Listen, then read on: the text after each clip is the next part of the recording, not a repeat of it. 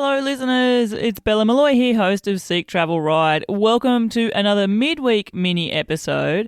And this week I am introducing you to Kurt Werby.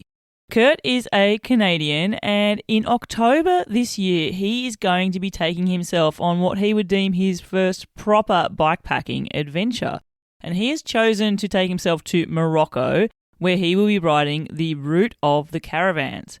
Now, in much the same way as we are tracking the journeys of Rebecca Gross and Ollie Hargreaves, Kurt has also agreed to take us along for the ride. So in this episode, we are really getting an introduction to Kurt, his motivations to take this journey, how he's come across the idea of bikepacking, what he's looking forward to, and what he's preparing himself for as he gets himself ready for this adventure in Morocco. So let's listen to Kurt's story. Kurt Werby, I'm super excited to chat with you today. How are you doing? I'm doing really well, Bella. Thank you so much for having me on. I feel really, really privileged to be here. Oh, the privilege is mine. I'm just super stoked to be speaking to you from across the screen because, listeners, Kurt is a super fan. So I almost feel like I already know a bit about you, Kurt. It's like we're sort of like online friends or something. Yeah, there's been a fair amount of communication been going on for a while now, hasn't there? Yeah, definitely. So you're in the west coast of Canada, but the reason that you're here is you do have plans for this year which involve a bike adventure, obviously. And Kurt, what I'm excited about is following your adventure from that sort of part of where you are now in looking forward to something and the anticipation and preparation stage all the way through. So for the benefit of our listeners, how have you come to bike adventures? Like what's your relationship with going places on a bike or bike riding in general? I think it goes back quite a ways in the last sort of 20 plus years of just starting to travel. I was really fortunate to go on a climbing expedition in Nepal back in the late 90s. And that really opened my eyes to exploring what's out there in the world. And after that trip, it just kind of wanderlust definitely dug in. And a big plan was to do the Silk Road. Oh, wow, like the Pamir Highway. Well, I was going to do it the opposite direction, though. I wanted to ride a bike from China to Turkey. So that's kind of what really planted the seed. But it never really came to pass. But I did continue traveling. And then I discovered Seek Travel Ride in the last year and a bit. And then that's kind of what really lit a fire under me now to plan a trip. So, and I have you to thank for that. You're the inspiration that lit the fire under me to make my trip happen. That's coming up in October. Kurt, I'm purely the facilitator. I think you got my guest to thank. Yes, yeah, as the guest for sure. I have to ask you, because I know what your adventure in October is, but how could I not go back to the Silk Road? Is there a part of your soul deep inside that still yearns to maybe do that bigger adventure? Yes, yeah, definitely. I know with sort of geopolitically, it's a little bit more challenging now. Definitely tricky. But it's definitely there. I mean, I've featured a few guests that have done it. And you're right, most travellers do actually do it from west to east, coming across from Europe. And I have been fortunate enough to speak to a few guests who have gone the other direction, from east to west. And actually, I think it was Claire Wyatt. Hi, Claire, who has restarted her adventure. Yay! And she's gone east to west. And she was saying from that approach, especially when you get across to the Pamirs, the mountains just go boom straight away. So you're doing heaps and heaps of massive climbing in the first couple of days, whereas apparently from the other approach, it's a bit more of a graduated step from what I've heard. That's some good beta. You're not shy of mountains though, and you're not shy of dirt. You love riding on the off-road trails, really, don't you? I do. I've got a background of mountain biking, and I've been mountain biking since mountain biking started back in the mid 80s. Mega, and mountain biking in Canada, which is like premier trails, right? Yeah, I live in Vancouver, which is right at the doorstep of the North Shore Mountains, and we have some very high quality mountain biking here. Not to mention driving 2 hours up the highway to Whistler, Squamish in between, and lots of other areas just going an hour or so east of the city. Yeah, I'm really privileged, and we've got lots and lots of options for riding.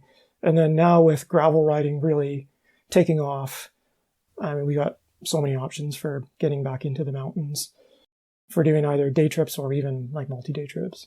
Can I ask, what is your adventure in October? Let's introduce it to people. Tell us all about it. Sure. So I'm going to there's a route called the Route of Caravans, and it's 2 sections. And I'm going to do the northern section, which starts in a small town called Imilchil, which starts in the Atlas Mountains, and then it goes north and finishes in Tangiers on the Mediterranean coast. It's just over 800 kilometers. I think it's supposed to take roughly 14 days. That just kind of fit the bill for me for what I was looking for a trip coming up, because the southern section for me was too much for the amount of time that I had available to me. And it sounded like it was a bit more restricted on time of year to be able to do it because it's high Atlas plus desert. Oh, yeah. I'm just thinking of the guests that I've interviewed who've gone to Morocco. And it strikes me, Kurt, this is very different vistas and terrain to what you're used to there on the west coast in Canada. Oh, definitely. It's arid and desert. And here it's green, and we live in a coastal temperate rainforest. Did you choose that on purpose because of that? Like, I want to know what drew you to choosing the Route of Caravans for your adventure. I think what drew me towards this route is more, I haven't been to Morocco yet. It's in the mountains, and it sort of fit a distance that I was looking to do. And it looks like it's a little bit more remote and sort of off the beaten path. You're going through some fairly small villages, and so that was really appealing to me. Yeah, sort of if I was to take you back to the mountaineering sort of expeditions and the hiking that you would have done in Nepal, I guess there's that similar link to that, is it? Like you're in a remote area, smaller villages, obviously different type of sports we're talking about here, but if I draw on that feeling of wanderlust that first injected into you there in the 90s, is that sort of the underlying premise for this adventure as well? Yeah, I think so. For me, when traveling, I usually prefer to go to the areas that people don't generally travel to. I find I get a little bit more of an authentic experience, sort of getting off the tourist trail. Do you think that's becoming easier or harder to do now in the advent of information, the way we find out about places? Do you think those off the beaten track places are a bit harder to latch onto and find than they used to be? Definitely. It's with the internet and the growing population traveling, we're finding it's a lot more difficult to find that experience. You have to put yourself a lot further out, I think, to get that more genuine experience of not having tourist bias to it. Yeah. I 100% get exactly what you're talking about there, because I've often thought about it when I've spoken to many guests. And there are times where I sort of plant myself with the seed of where do I want to go and what do I want to experience. And I'm sort of torn in some places because I feel a strong part of me is exactly like you, Kurt. I want to experience places that I don't know about. There's also places equally that I do know about that I know will be popular, but I still want to experience them. We can't all be on that trajectory of only seeing new things that people have never heard of, because there is a reason to go to those popular places too. Oh, definitely. I think with this trip coming up to Morocco, I'm going to get some of both, because I'm going to be flying into Casablanca, there's definite tourist infrastructure there. And then the route goes through a couple of sort of more popular areas. Like it'll go through Fez and it goes through Chefchaouen. And those are definitely been discovered tourist destinations. So I'm actually looking forward to that as well. So I'll be able to take a couple of days off the bike and be a tourist and see the sights. So it's a good blend. I always latch onto the idea, Kurt, that part of the best joy and happiness we get from an adventure is actually in the anticipation phase, which is the phase that you are in now. So I want to know, what type of things are you anticipating and perceiving about what's coming up for you? Oh, wow, that's a tough question. I have to pull out my crystal ball. I know it's going to be really hard. And the physical aspect of it, I know it's going to be really hard. So I'm definitely anticipating. Parts of it are just really unknown, because I don't think lots of people have actually done this route because it's quite new. As far as I know, it was just brought online I think it was about 9 months ago. Where did you find this? Is this a bikepacking.com route? Yes. Oh, well, I need to know, you mentioned it's hard. They are notorious for the route setting and their scale there. What number have they given that on their scale? The overall difficulty for it is a 6. Oh, yeah, because they sort of say that even within that, there's unknown difficulties that they don't like revealing. Oh, great. Hopefully it's not a sandbag. Oh, no, but I'm sure there's going to be some hiker bike. Oh, I'm fully anticipating that. And I do lots of hike bike. So like when we go out on our mountain bike adventures here, we sort of have a saying that if you're not hiking, you're not biking. See, I'm torn with hiker bikes, Kurt. And listeners, I'd love to know where you stand on this.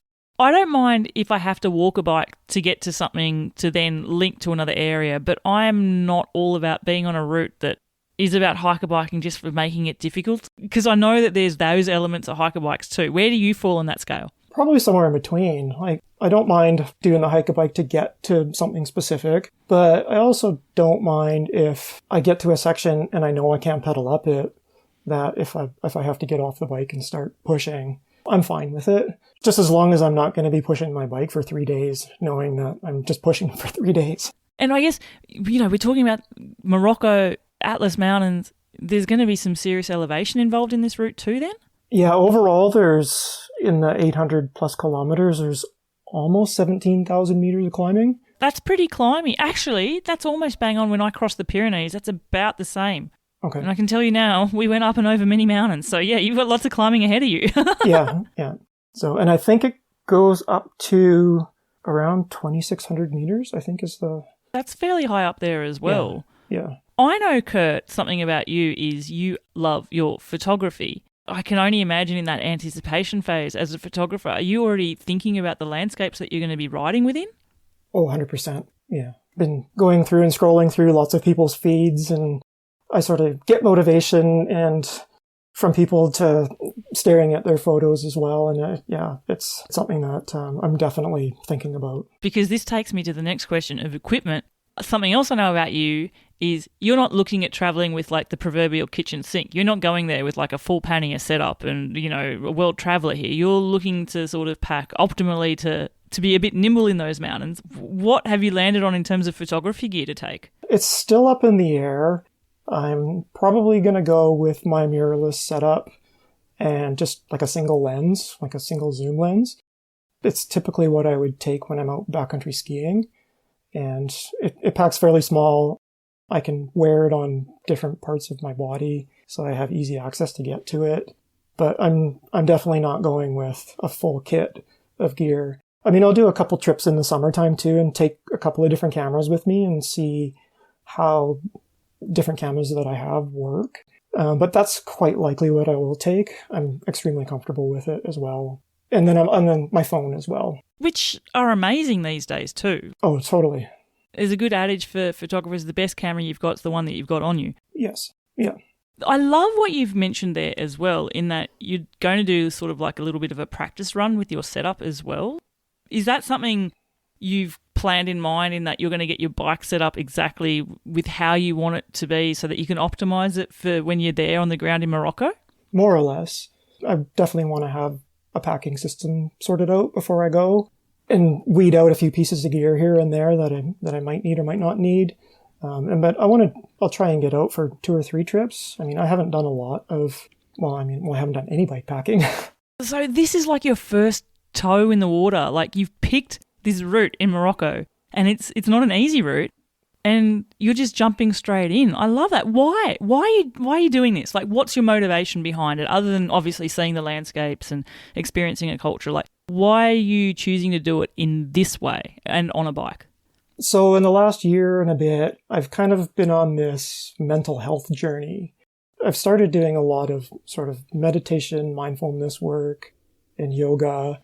And something that had kind of piqued my interest was doing like a meditation retreat. And then I kind of thought, well, something like this will kind of be like a meditation retreat. I'm going to be out for days on end by myself, in my head, just spinning my wheels. And I thought, well, what a better way to do it? And then being in the place that I really love, being in the mountains, and doing it on a bike, which I also really love. There's 2 things that I think of there. If I think of my personal journey with mental health, and listeners, I've been very open with my own struggles with mental health as someone who suffered from depression and anxiety. it feels like it's something that's sadly part of me. It just is. But if I take myself and think about why I love bike travel and bike adventures so much, is because it does sort of flip me more into that mindful approach. Like, I am more mindful when I'm riding.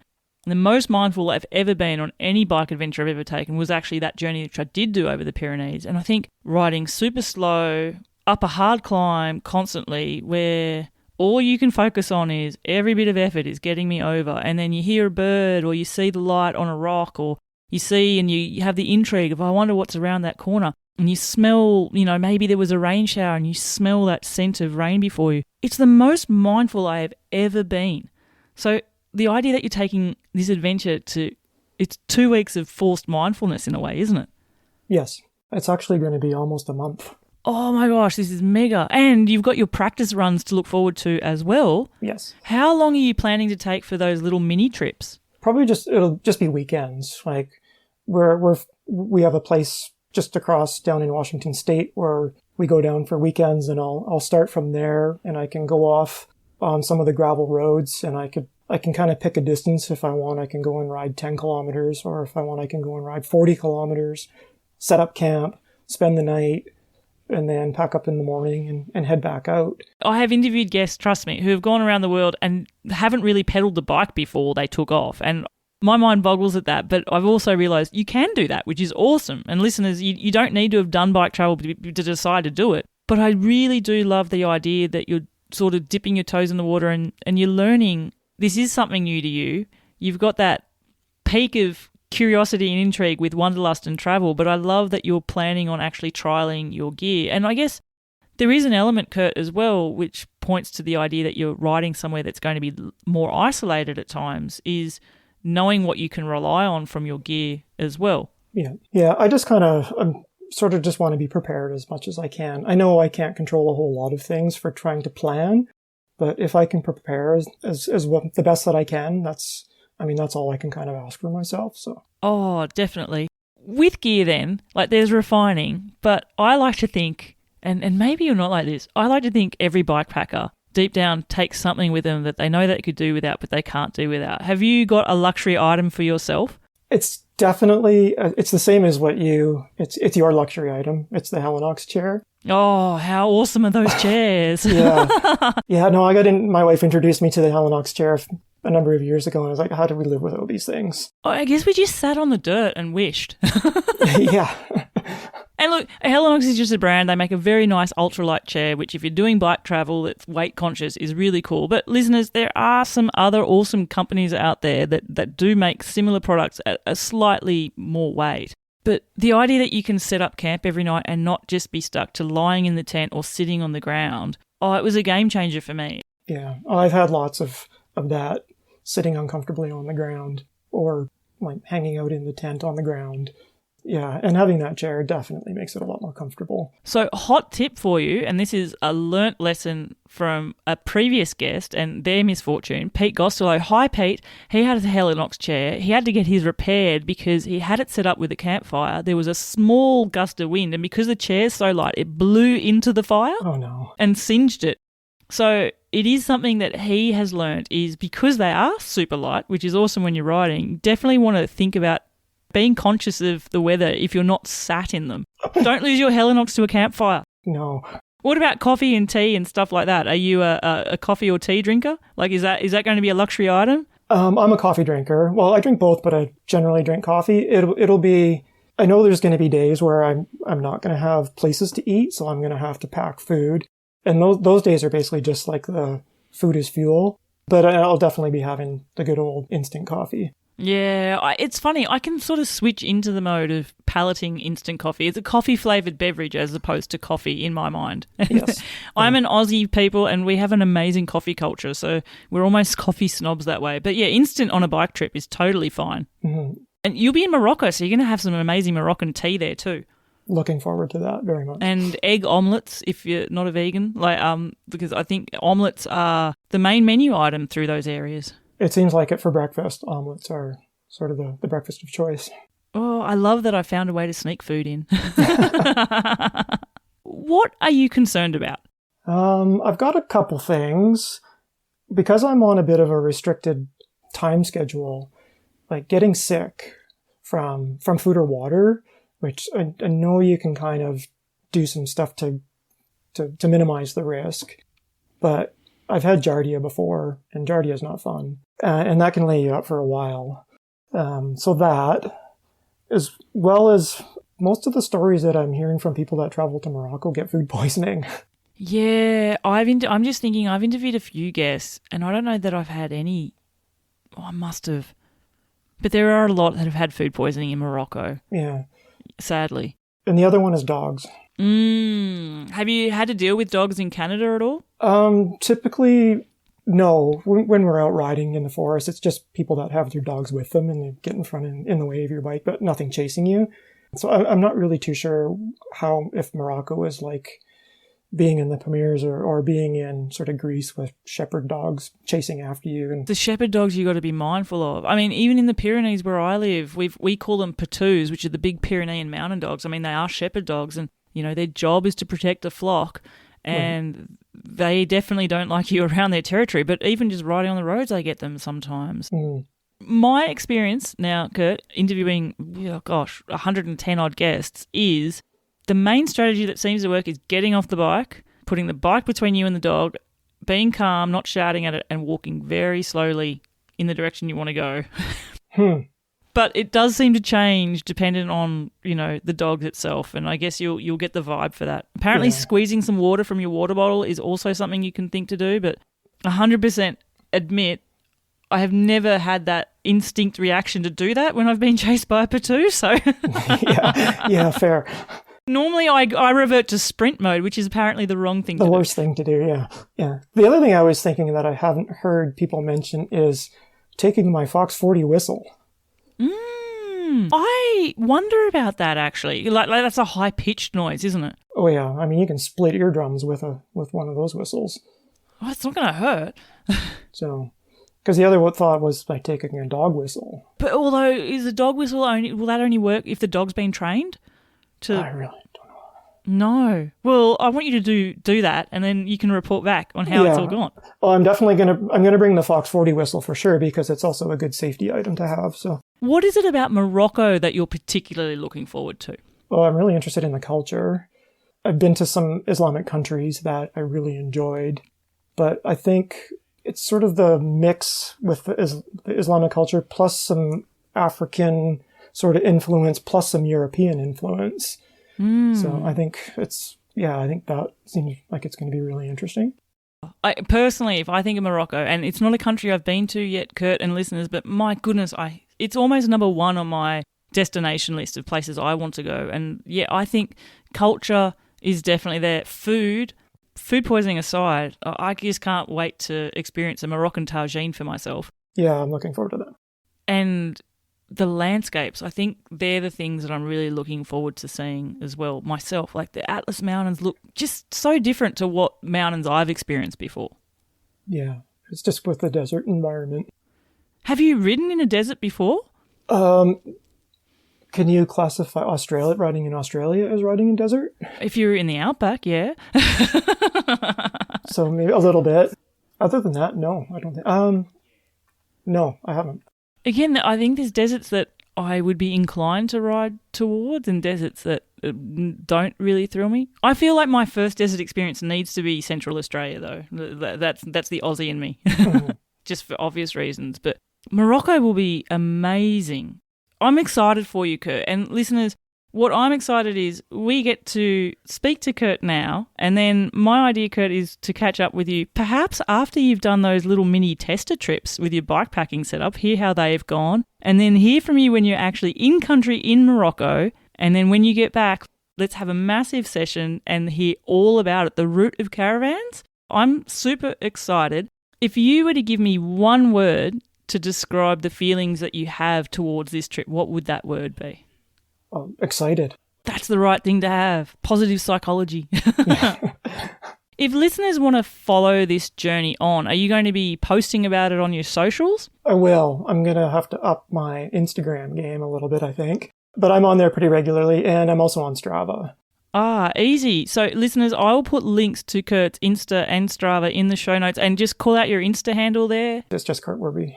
Kurt Werby. I will put it in the show notes. Kurt Werby, you've got a few months of planning ahead of you and lots of time to anticipate and get excited for this huge journey. Thanks heaps for agreeing to share your story for us here on Seek Travel Ride. Oh, thank you so much for letting me be part. There we go, listeners. If you're as excited as me, you'll be keeping an eye on Kurt's socials and also keep an eye out in the months to come on these midweek mini episodes because we will be sharing updates from Kurt and finding out afterwards how it's all gone for him there in Morocco. Now we come up to the part of the show which I absolutely love, and that is where I get to thank you, my super fans, for being dead set legends and buying me a coffee. Each week, these virtual coffee donations come through. It seriously fills my heart with joy to see so many people drawing so much value from these podcast episodes. And it's pretty clear that it's inspiring a lot of you to actually take your own bike adventures. And I actually think that's probably the most powerful thing I've ever created with the podcast as well. This week, I'm actually thanking someone. Yes, once again, I've got somebody who's donated coffees to me that hasn't left their name. And they have said, thank you for sharing stories of our niche community. Well, thank you, someone. I hope the stories we've shared have fueled your stoke to take your own adventures as well. And next, I'd like to say thank you to Peter Vesser, who says, hi, Bella. I've been listening to the podcast for some time now. I love the way you give your guests space for telling beautiful stories. I'm currently on a 3-month trip through Italy, Greece, Albania, Montenegro, Bosnia-Herzegovina, Croatia and Slovenia. You guys talked me up and over the mountains. Keep it up. Cheers, Peter.